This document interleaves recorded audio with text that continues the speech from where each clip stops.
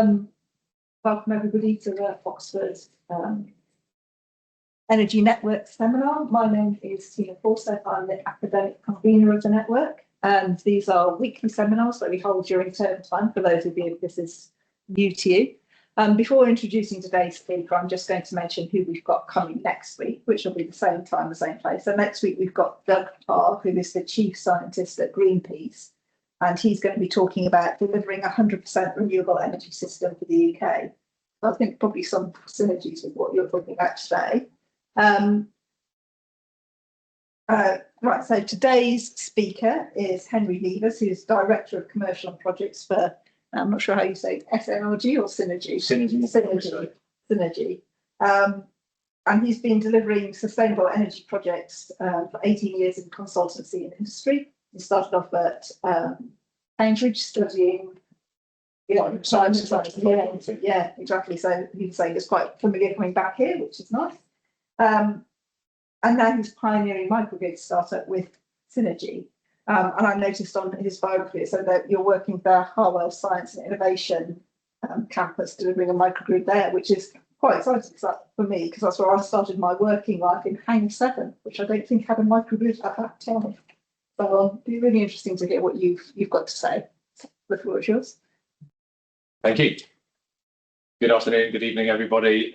Absolutely delighted to be here, and thank you all for your time and for the opportunity to share, or for me to share some of my experiences throughout my career, and particularly some of my recent focus, which has been around delivering microgrids. Also, special thanks to Bryony Parish in the room for helping put this together. So through a chance encounter, sitting next to Bryony in a pub in Oxford last year, we got chatting about, oh, what do you do? I was sharing a table, I was going to order a pizza. And for once I said microgrids and someone didn't glaze over and try to quickly move on and ask me some few more questions. And she said, you should come and speak. And one thing led to another, and we eventually put this together. So thank you for helping arrange this, and glad to it's come to fruition. So microgrids is the topic for discussion today, and I will, through the course of today, hope to give you a bit of a flavour of what they are and why they're important, and what we as a business are doing to pioneer activity in this space, which is a combination of technical, commercial, regulatory. All of these things have to come together to actually deliver something in the real world. First of all, just a quick prompting question, really. So by what percentage do you think you could increase the amount of solar in the UK by only using 20% of the largest warehouses in the country? So what percentage using only 20% of the largest warehouses in the country? Rather than take guesses, I'll just click on, but 100%. Really? 100%. So yeah, double the amount of solar capacity. So circa 20 gigawatts of solar power in the UK today. We could double that by using only the largest 20% of sheds in the country. Next question then is really, what percentage of warehouses in the UK currently have solar? Given there's an appetite for guesses, I will take guesses if there's anyone from the floor. What was it? 10. 5, 10, 5. 2. There's some very good informed guesses. So data is not that accurate, but less than 5% is the commonly held preconception. So, what's happening? Why aren't these acres and acres of giant warehouses, why aren't their roof spaces being used? And often you hear this sort of food versus fuel debate, which is coming up in the agricultural sector, where prime farmland is being used to develop giant solar farms. And a lot of people get very concerned about that loss of grade 1, grade 2 agricultural land for solar, when there's these acres and acres of roof space that could be used.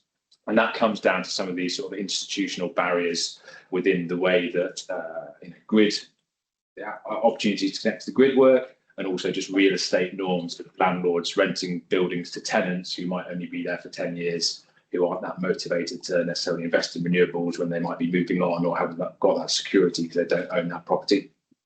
So these are some of the things that as a business we have been very much focused on overcoming, and place-based power is one of our strap lines, really. So it's how can you enable as much generation from renewable energy on site for the properties and the people that are using energy, be they residents, be they tenants of industrial buildings, anyone occupying real estate, how can we support them by delivering renewables at scale on those premises?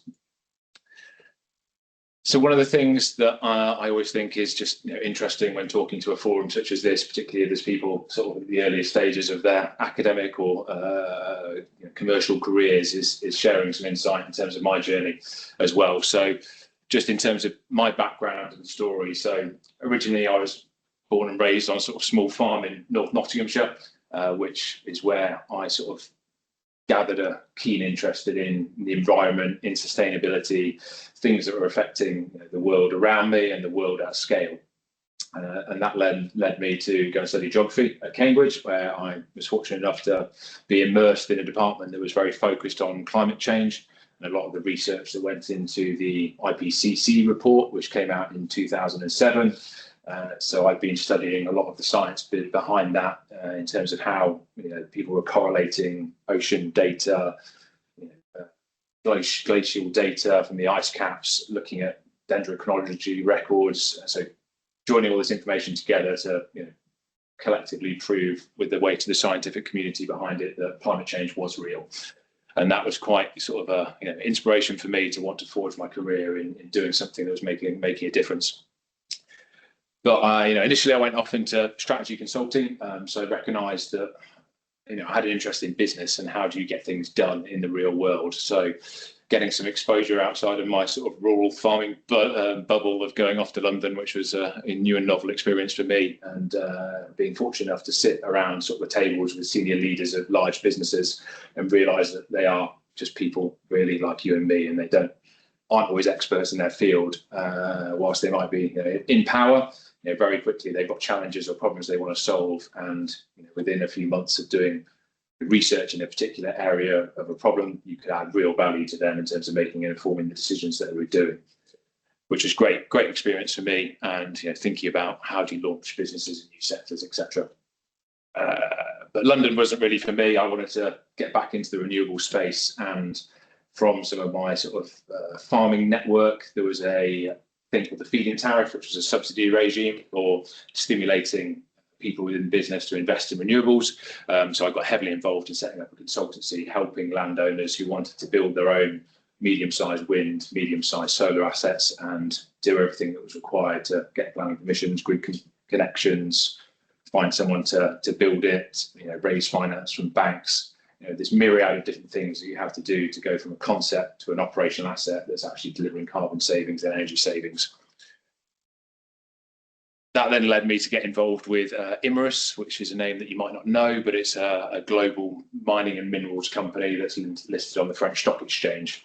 But they happen to own 5,000 hectares of land in Cornwall and Devon, which is a real hotspot for renewables because it's sunnier than the rest of the country and windier than the rest of the country, even though you might not think it's that funny compared to other parts of the world. But that business was really interesting because they had effectively built their own grid network. So they've got 150 miles of 11 kV infrastructure because there wasn't enough power in Cornwall to do what they wanted to do, which is a large, intensive mining operation. So they built their own network. So I spent time connecting renewables onto that network. So that particular solar farm is one of the first private wire solar farms that was connected behind the meter at scale into industry, delivering power behind the meter, which is a term that I'll come on to explain. Then went into Centrica and joined a sort of innovation team to deploy some of the first battery technology or battery projects in the UK.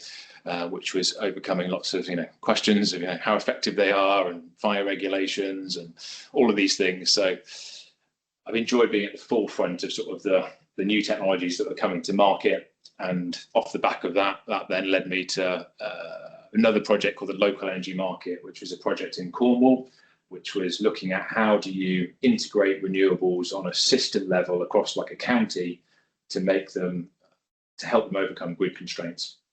So Cornwall was quite an interesting microcosm or case study of what the whole of the UK would look like in the event that renewable penetration becomes much higher. So Cornwall, like I say, there was a bit of a run to the sun where lots of wind developers, solar farm developers moved to Cornwall. They built lots of these assets, but there wasn't actually enough capacity on the grid to get the power out of Cornwall at times. The cables weren't big enough, they'd overheat. So they actively had to start turning off wind farms, turning off solar farms, which, when there's a net zero challenge is a slightly criminal thing to think about having to do. But this is the real world problems that we face of a grid network not being designed to accommodate the decentralized renewable energy sort of boom and proliferation that we all want to see. So how do we encourage sort of more joined up thinking at a local level to take advantage of things that is called flexibility? So using batteries to store energy for use later in the day, integrating with homes and things like thermal hot water storage. You can divert power to heat your hot water during times of the peak. So we did trials where we took 100 homes, gave them solar, gave them domestic batteries, also supported businesses to deploy a lot of this technology and collected real world data. And some of these things are sort of educating people, getting them to adopt new technologies, and overcoming some of the real world problems, like people, you're installing this kit and then suddenly the kit goes offline and you think, oh, what's happened? Something must have broken. And then you talk to the household and they say, oh, actually my kids have been on the internet playing games all day and I've got so pissed off I've just pulled the router out of the wall and we've lost our signal to actually communicate with those assets. So some of these things, lessons that we learned in this project are actually woven what we're now doing as a business, and we'll have different systems to make sure we've got our own dedicated comms, so we're not reliant on domestic homeowners' Wi-Fi, which can disrupt your assets.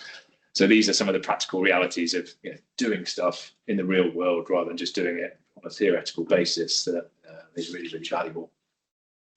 That project won a lot of awards, and actually a number of the people that were involved in that project went off into slightly different directions, but came back together and got involved in SNRG, which is a business specialising in smart grids, microgrids. We sometimes use the words interchangeably, but microgrids is probably the more well-known academic term for what we're going to talk about today. So why do microgrids matter? So some of the things in terms of the title of the presentation that I set out was around the implications of real estate.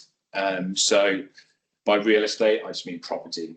So be it houses, be it commercial property, any form of public sector property.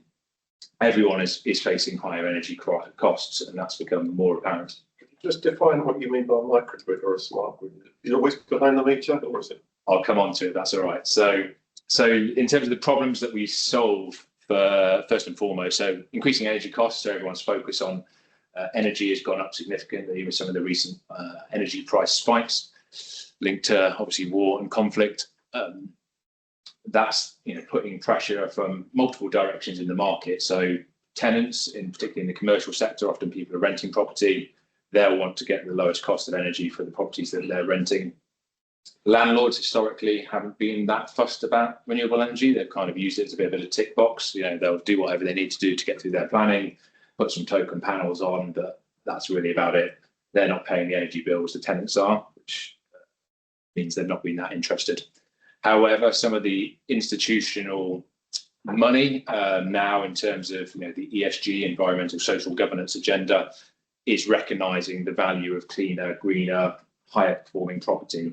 So these large institutional property developers, when they're trying to raise money to fund their next £100 million worth of development, the banks will be looking at them and saying, how clean and green is your existing portfolio?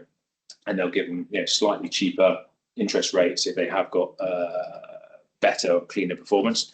So that's driving pressure on the market from tenant demand and also top-down demand on the developers. So they are changing.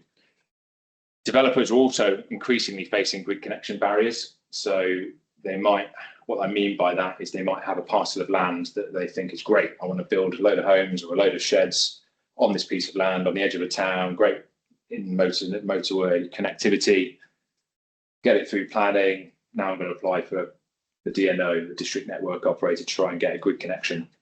And the DNO says, yeah, lovely, thank you very much. We can give you a connection, but it'll be in 10 years' time, and it might cost you tens of millions of pounds to actually upgrade the grid network. to give you the power that they need. So this is an issue for these people that have these big land banks, which they thought were going to be developable, but now they are much less commercially viable than they historically thought they were, which is becoming a real issue for some of the sites.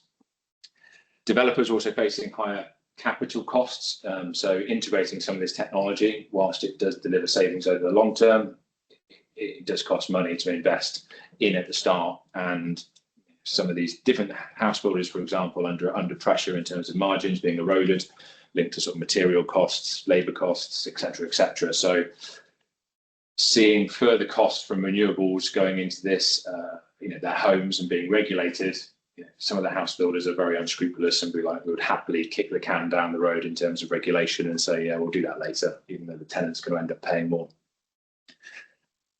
And then the complexity, integrating these new technologies, a lot of these developers just roll out the same thing. This is the business model. We know we integrate gas. We know we integrate electricity. This is how the standard home looks like. Doing something different where you're talking about heat pumps, solar, batteries, EV chargers, all of this stuff is a risk to them. They say, oh, this is new. This is risky. I'm not quite sure what I'm doing here. Oh, we maybe do a little trial over here, but we're not going to integrate it at scale.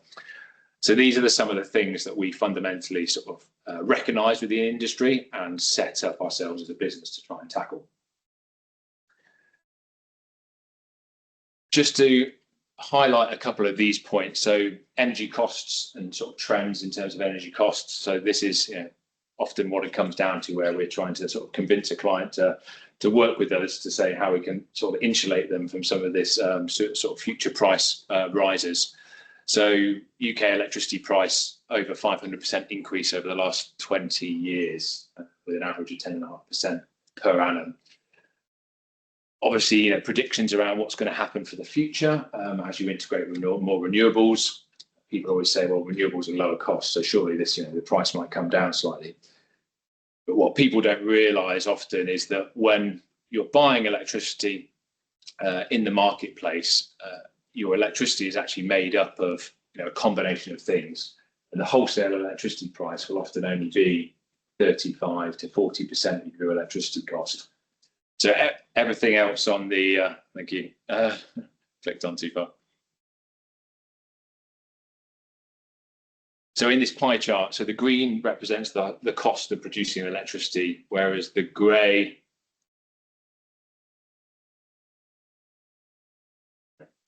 bad at using a clicker, clearly. There we go. The grey represents lots of other what are called non-commodity costs. So this is the cost of getting electricity to you. So it includes things like transmission, distribution costs, and then there's various other levies, which are subsidies for developing renewables often. So some of these things that we talked about earlier about the feed-in tariff, which subsidise some of the wind turbines and solar installations in the early part of the market, sort of 10, 15 years ago. Contracts for difference. These are some of the things that are supporting large offshore wind farms and large developments at scale. And these things are things that people have to pay to sort of support the energy industry as a whole. But when you're looking at the benefit of renewables behind the meter, if you've got on-site generation that's behind the meter, you don't have to pay for the 2/3 of this grey zone.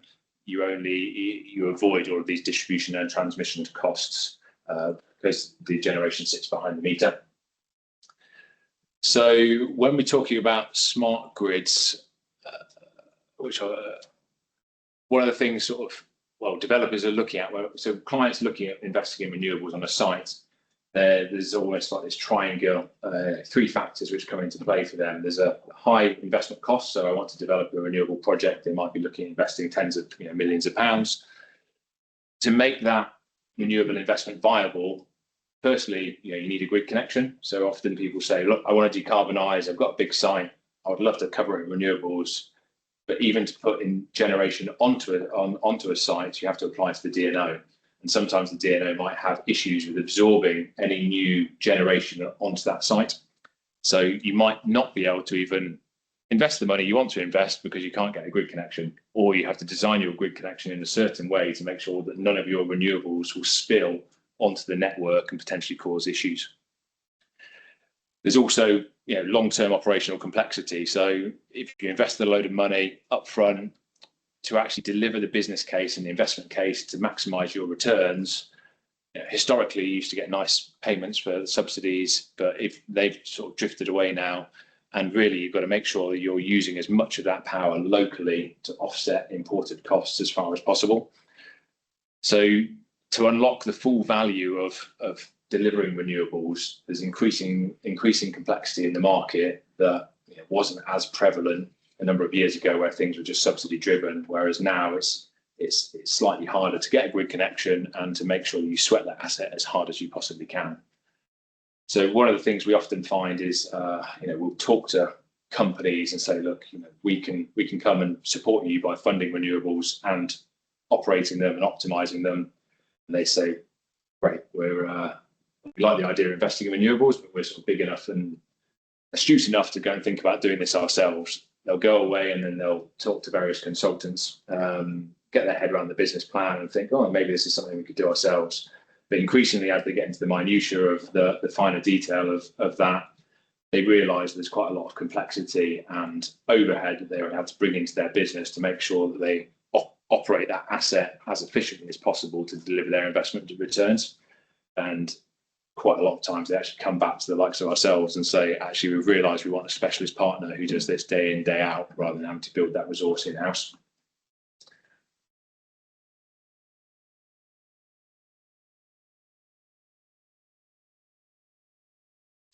So that's what we've set ourselves up to do. So what is a microgrid or smart grid? So coming back to the question in the room earlier. So one of the key concepts is behind the meter or in front of the meter. The meter is a regulatory point that dictates how much of the distribution charges you face. On that previous pie chart where we had 2/3 of it in grey, if you're sat behind the meter, any generation that you generate behind the meter, you're not exposed to those costs. Whereas anything that comes through past your meter from the main network incurs those charges. So in front of the meter would be like your large scale wind farms, large scale solar farms that connect onto what's called the distribution network or the transmission network either. And they are like the motorways or the A roads of the electrical distribution system of the UK. Once you get down to the site level, be it in your home, so where your meter comes into your house, the other side of the meter outside the property will be the responsibility of your district network operator, whereas inside your home is your responsibility. So if something goes wrong behind your meter, you've got to call an electrician and get them to fix it. The upside of that is if you have renewables on your house, for example, if it's behind the meter and you can use as much of that power as possible, you're going to get the maximum savings because you're effectively avoiding 60% of the cost that you would have incurred from importing that kilowatt hour from the grid. So there's a lot of benefit from doing stuff behind the meter rather than in front of the meter. And within the microgrids that we develop, the key thing that we do is rather than just having a single property behind a meter, which is the standard convention in the residential and commercial sector, we actually aggregate multiple properties behind that meter, which allows power sharing between those buildings in a way that's not normally possible. Second key concept is grid connected versus islanded microgrids. So if you've heard about this at all, or microgrids, you might hear some of this terminology. So a grid connected microgrid is where you have an aggregation of properties behind a single meter, but you're still getting probably the bulk of your power from the main grid network. Islanded microgrids, however, on the other hand, can operate totally independently. So they're standalone, and that can be from various scales to an island, or you might have things like data centers, for example, where there's absolutely criticality that in the event that the main grid goes out, they want to switch into island mode to make sure that their data center can still operate. So they'll often have a large amount of backup generation on site, be it standby diesel generators, standby batteries, to enable them to keep operating even if the main grid goes down. What we do as a business is grid connected microgrids. So all of our properties are still connected to the grid. The bulk of their power still comes from the main network, but we supplement that with as much generation on site as possible. So what do we do? Synergy microgrids, smart grids, apologies if I use that interchangeably. So in terms of our product, what we do is bring all of this stuff together. So we start by thinking about the network. So when you're designing a new development, be it residential or commercial, you have to think about the network infrastructure to be able to join multiple properties together, and crucially do it behind a single metering point.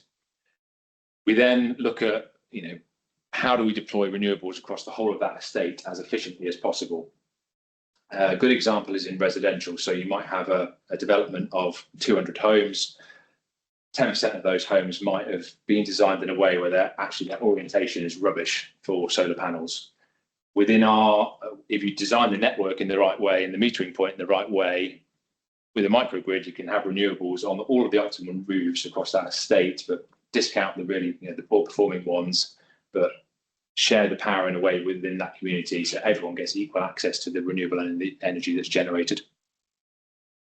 We then layer on the smart controls, so making sure that all the assets installed have the right communication protocols to be able to enable us to hoover up all that data, operate them remotely, and take away sort of some of the responsibility from individual building owners to sort of defer to us to make the right decisions for them to deliver them the cheapest power. And we do that with our cloud-based software that sits over the top that does that for all of the assets that we install. And a lot of things we've spent a lot of time on is doing this in a regulatory compliant way and in a way that's compatible with the existing real estate norms. Just building on those points, so the Electricity Act is the governing piece of legislation in the UK that governs generation, distribution and supply of electricity. Unfortunately, that was designed decades ago when the existing system was half a dozen centralised power stations shoving power one way. So whilst there's been various amendments to that, sort of doing innovative things and remaining compliant within the marketplace takes a lot of effort, and we've invested millions of pounds with very expensive lawyers to overcome some of these barriers to enable us to do what we do, and particularly when we're working with developers who are investing, like I say, hundreds of millions of pounds in building something, we're like the icing on the top in terms of, we might only be like 5% of the capex that's being deployed. So they're not going to do something that undermines the value of their main investment. So they've, the amount of due diligence that we've been through has been excruciating at times, but getting these first projects over the line and into the real world demonstrations enables other people to see what can be done. So the key thing, as I mentioned, is the metering point. So whilst traditional systems, you might have a meter in every home. With the microgrid, you effectively move that meter upstream and have a single meter for an aggregation of properties. Each property still has a meter, but it's a synergy meter rather than a regulated meter, which allows that power sharing within the community. The other things that are also a benefit is, rather than having to think about battery storage in every property, you can have a communal battery. So economies of scale for reducing your capital costs, and benefits for fire risk as well, for putting that somewhere appropriate on a site. And then there's lots of possibilities. So a lot of large strategic developments where they might be developing new towns, there'll be a mixture of residential, mixture of commercial. Those properties have very different sort of energy profiles through the course of the day. But when traditionally you're applying to get a connection from the grid, you'll treat every property on an individual basis. So you might add up, all of those properties and end up with, you need a grid connection that's 50 MVA from the grid if you treat the worst case scenario for every property acting individually. But if you can aggregate that demand and actually look at the real world data, you'll actually see that rarely are people pulling anywhere close to the theoretical maximum demand that they need. So rather than sort of asking for 50, you could come back and go, oh, I may only need to ask for 30 to actually power this whole estate. So I know that I can sort of balance the demand within that property. I know I can leverage the battery. I can integrate thermal hot water to overcome sort of some of these pressures on the grid. And because the grid is becoming increasingly stressed, the reality or realization that a lot of this technology can actually overcome some of the grid upgrades that are required are increasingly being recognized in the marketplace. So the example of some of this stuff is just really, we talk about generation and flexibility. How do you integrate on-site generation, be it solar, be it wind, stuff that's coming out the battery, with also flexibility? So flexibility is something that's an industry term for things that can, they need electricity, but they're not time critical or so time critical. So if you want your car ready to drive, an electric car ready to drive first thing in the morning, you might say, I'm happy for it to charge up as long as it's ready for 8 o'clock in the morning. So you've got a flexible time window to actually look at when you can charge that vehicle.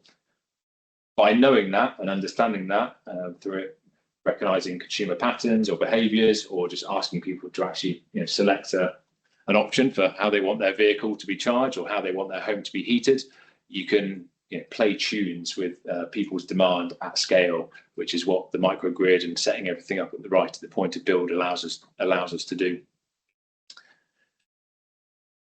And all of this comes back to sort of reducing the load. So in this graphic, you'll see the red dotted line, which might be a traditional demand curve through the course of a 24-hour period. So if you've got what's called an unmanaged profile, where things just, someone switches the light on, I want stuff now, you might see this spike in the morning, gradual demand through the day.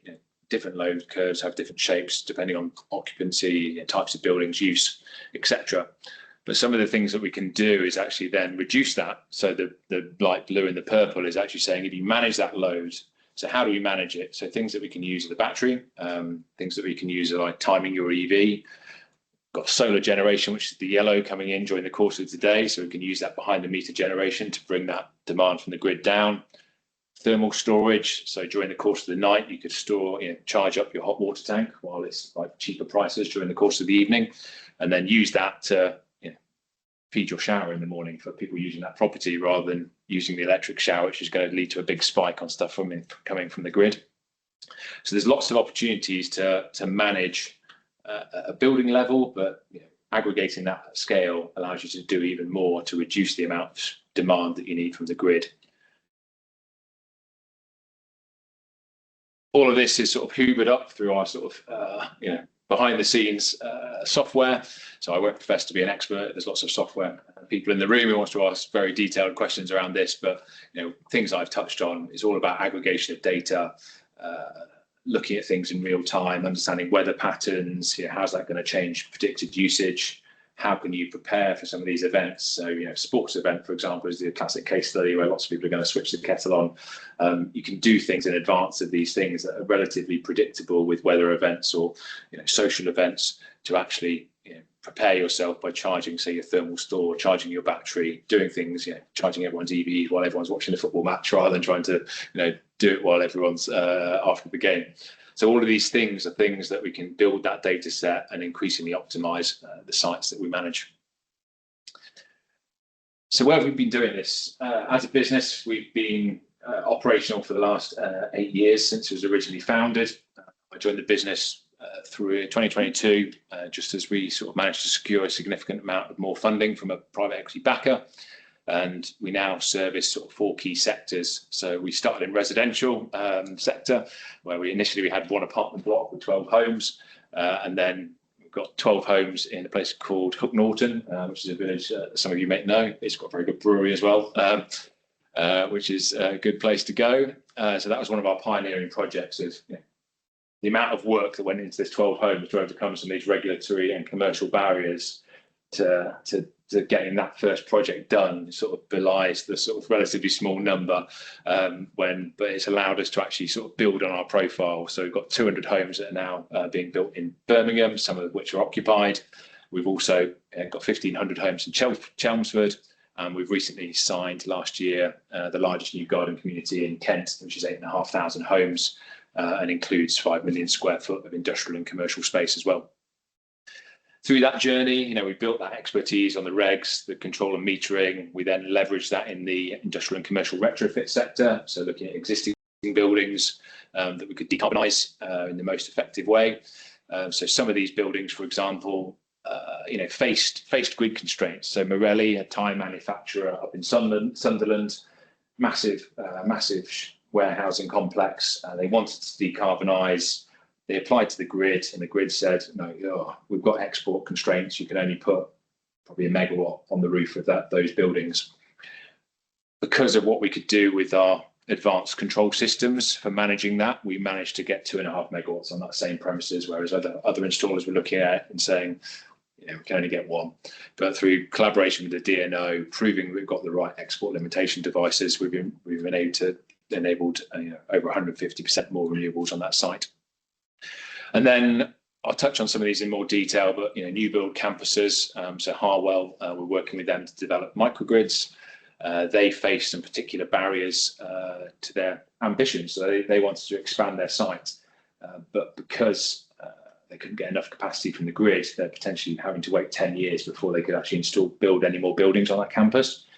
Whereas doing it with a microgrid is enabling us to install more renewables on that site to reduce that demand that they require from the grid and unlock the future years of development program rather than having to wait 10 years to do so. We're also doing mobility, so working with, there's a lot of work going into electrifying fleet at the moment, so electric buses, electric refuse vehicles. All of these sites face the same barriers of wanting more power from the grid, but not always being able to get it. So how can you do things differently to access what they need? Otterbull Park, so just touching on the 8,500 homes down in Kent. This is huge scheme development that was going to take probably 30 years to sort of build out. But ultimately, we're managing to supplement that site by looking at on-roof as well as additional solar farm that's going to be next door. So there's going to be a 12 megawatt solar farm adjacent to that development. Ultimately, we divide that site up into 35 probably smart grids. And the reason we do that is a combination of regulatory constraints in terms of the amount of renewables that you can put on a particular smart grid. Like I say, shoehorning things into existing regulation, whilst actively lobbying to sort of change some of these things that cause us headaches. And there's also just the real world reality. So often these big schemes, someone will secure the planning consent, but then sell it to a developer in parcels who might want to build 300 homes at a time, wait 5 years, and build the next 300. So actually designing smart grids that sort of match that parcel size makes it quite neat from a sort of legal point of view. So again, these are some of the real world examples of thinking about not just the technology, but it's how do you have the regulatory and commercial legal contracts that work with the market to try and make this as simple as possible and not the deviation from the standard way that they do business. What else to touch on? So the Harwell campus, like I say, they had grid constraints. At the minute, sort of we are doing 10 buildings. They've got a new area of the campus which is on a microgrid, but we're actively working with them to adopt their existing network and make it an entire microgrid across the site. One of the things that's sort of common within the sector is that you'll see that when people sign a contract for a building, they'll get allocated a certain amount of power on a. You can have, let's say, 2 MVA of power 24/7, 365, and that's written into the contract. So if you're leased for the next 10 years, that's what you get. Often people don't know what they want when they sign a contract, and the reality is that most sites are probably using 20% of their allocated capacity. So contractually, that capacity has been signed over. So in Harwell's instance, they've got lots of tenants on all of these buildings. They've signed all these long-term leases, and they've allocated their grid connection to all of these parties. In reality, each of those properties in aggregate is probably only using 20% of what's being allocated to them. So we are actively in the process now of educating all of the tenants to say, can we renegotiate your lease so you can release this capacity to actually enable more building on the site, which you want to occupy. So there's win-win for all the parties that are involved, but it involves quite a lot of education. When you're trying to say, I want to take something away from you, people get, restrictive and scared. So it's sort of, what am I losing? So this is some of the things that we're increasingly having to sort of work with industry to get people to recognise. So like the likes of, your Tesco's, your Amazons of the world, for them to actually deliver on their expansion plans or growth plans, they need to think about contracting power in a different way to they have done traditionally. And there's also work that we have to do. So when we're working with a developer, for example, often we're not just selling to the developer or having to get the developers convinced, the developer's borrowing money from the bank, so the bank needs to understand what's happening. The bank's also got insurers who are insuring the development, also want to understand what's happening. So we end up in a having to educate multiple parties that are involved in making these like large multi-million transactions happen.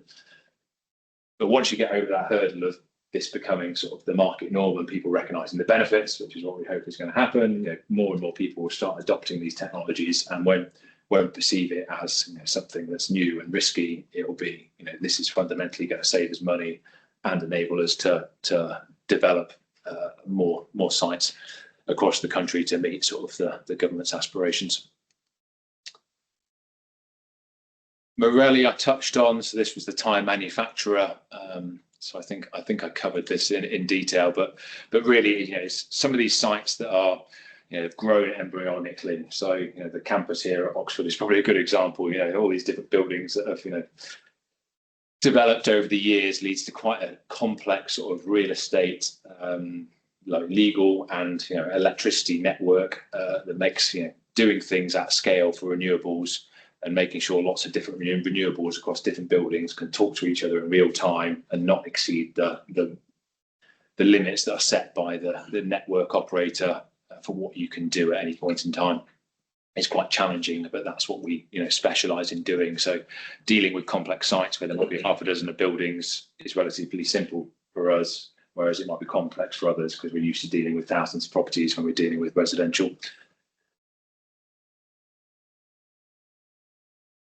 So what next for SNRG? Some of the things that we're really working on quite hard is the big shed market. So coming back to those facts at the start about the massive amounts of untapped potential. This is an example of a 2.5 million square foot development that's being proposed up in the north of England. Mind boggles at the size of this in terms of the scale of these sites. Potentially for the regulations for building, they might only need to put 0.7 of a megawatt of solar on the roof, so literally a few token panels across the bottom of each building to satisfy the building regulations. Thinking about the typical nature of these premises, often it's a lot of racking, maybe some electric forklifts, but really LED lighting. They're not actually that energy intensive. So for the typical occupancy of those buildings, you might only end up putting 5 megawatts of solar across that site, but there's actually a potential for over 30 megawatts if you were to use all of that roof space that's available. To unlock that 30 megawatts, potentially, getting that energy out onto the grid is more problematic, but increasingly, if you can get a large energy user, so the data center is a good example. So say a data center wanted to come and occupy this small unit in the corner of the site, they would bite your hand off for all of the renewable power across all of those roofs next door. If you design that system as a microgrid from day one to make sure it's on a private wire network with a single boundary meter, you've got that opportunity to flood fill all of those roofs with solar and be able to supply it to a large energy user who comes into an area of that site. And that's the potential value that the microgrids can unlock. Sorry, is optimal not your max potential? Or like, how do you hit optimal? So optimal might be a bad word. It's more sort of typical, based on the typical energy demand of typical occupants of those premises. You might end up that you would only size it for 5.5. So to get your sweet spot is the more energy that you can use on site, effectively the better your savings. So if you generate more energy than you're using, you might spill some to the grid, but you're only going to get paid a fraction of the wholesale price when you sell it to grid. So we design most of our systems for about 70 to 80% use on the premises. So understanding the nature of your energy profile throughout the course of the day, 24/7, 365, allows us to sort of optimize the size of the system. And if we're doing our job right, we want to not send any power out to the grid because we're effectively only getting wholesale, whereas we want to displace retail prices by using it behind the meter.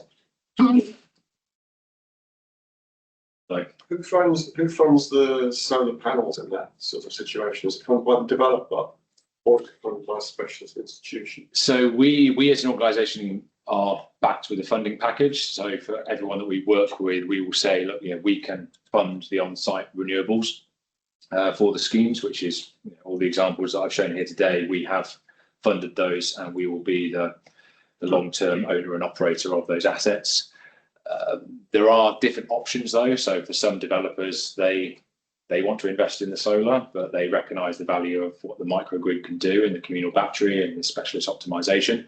So in some instances, we will work with others and allow them to invest in the solar, but we'll invest in the network, the battery, and optimise it for a fee.